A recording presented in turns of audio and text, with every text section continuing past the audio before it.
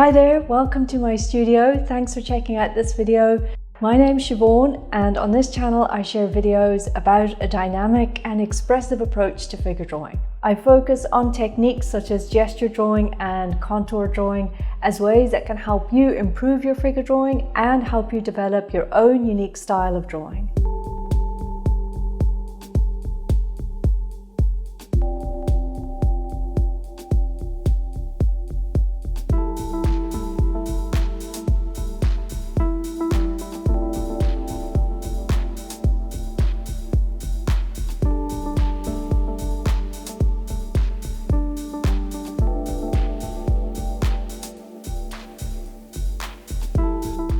So last week I shared a video about how you can see the gesture in any pose.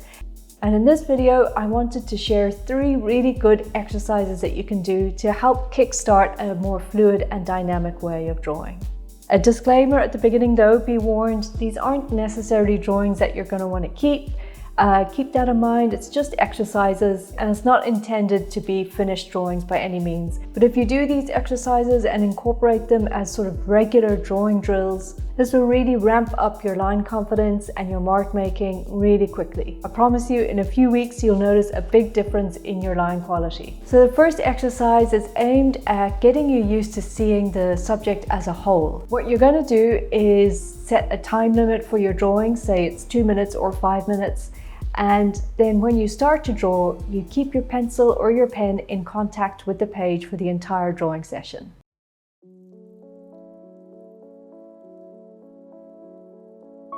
For any of these exercises, you can use whatever drawing tool that you like, but for this particular one, I'm actually going to use just a regular ballpoint pen because drawing with a pen is great. It really gives you a lovely fluid line. And also it's much easier to see what you're doing with this particular exercise as well. So the challenge here really is just to keep the pen or the pencil in contact with the paper and to keep it moving continuously. It doesn't really matter where you start or even how you proceed with this drawing. You're just focusing on moving your eye across your subject or your reference image and moving your pen at the same time so that your hand and eye coordination can come into alignment. You're going to end up going over and back various parts of your drawing again and again. In fact, what you should really aim to do is actually draw from the bottom to the top of the pose throughout, like top to bottom, side to side. I didn't really do that here. I kind of just drew one section at a time. But either way, as long as you can stay in contact with the paper, you'll start to feel like you're drawing the whole pose in one go. And that's the feeling that you're really aiming for in this exercise.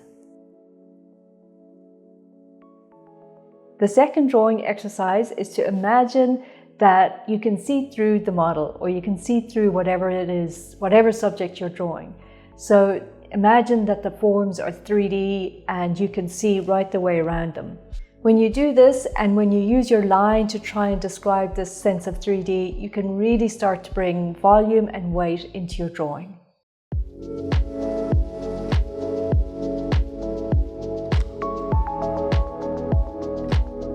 So for this drawing, I used a piece of charcoal. I think it's willow charcoal. And that's because I'm trying to draw with a much more of a softer mark in this drawing than in the previous exercise. The aim here is to build up the forms through this kind of round circular mark because you're drawing with a sense that you want to try and capture, the roundness of the figure or the 3D-ness. And also you can build up the drawing like this in a very sculptural way. This is sometimes called a model drawing because it's almost like you're modeling the figure out of clay. You can give some emphasis in your marks to areas of weight or balance, but just keep thinking about describing the volume or the shape as it exists in space. So try not to think so much of, trying to get the shape in an outline. Try and get the shape in that round 3D sense. Don't worry about correct proportion or anatomy, just focus on the weight and the volume for this one.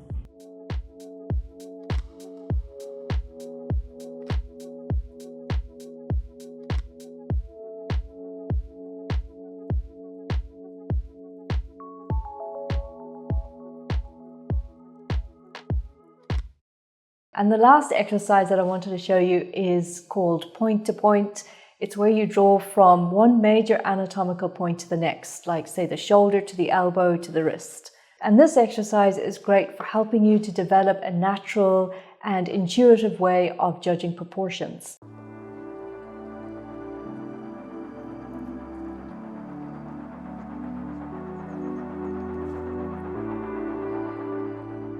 In this exercise, you can really start anywhere on the model, but I usually start in the torso. So you can make really light lines to indicate the length of the torso from the bottom of the neck to the waist, and lightly mark up lines going from side to side. So I'm going to just continue to do this and to move the pencil from top to bottom and side to side. You don't have to be careful about proper measuring. Remember, this is a gesture exercise, and so the lines can be much more expressive and much more loose than if you were making a proper finished drawing. But you're basically training your eye and your hand again to move in coordination from one specific point to another.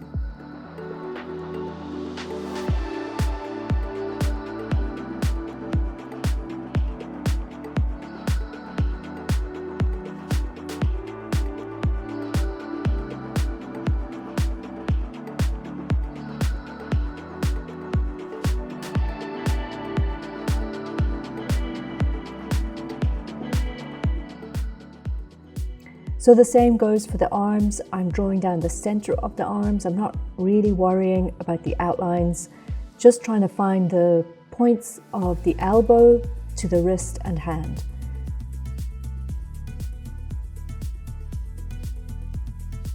The same with the legs. The main points that I want to get to are from the outer hip bone down to the knee, trying to get that angle, and then from the knee down to the ankle and to the bottom of the feet.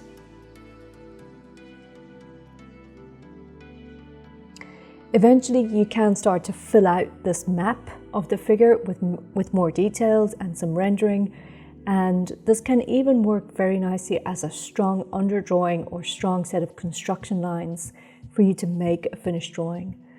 Now, I got a bit carried away here and I started getting way into too much detail, but hopefully you've seen enough of the demo to understand the concept behind this particular exercise. This is one exercise that helped me so much to understand proportions and to also train myself to be able to judge proportions a lot more instinctively.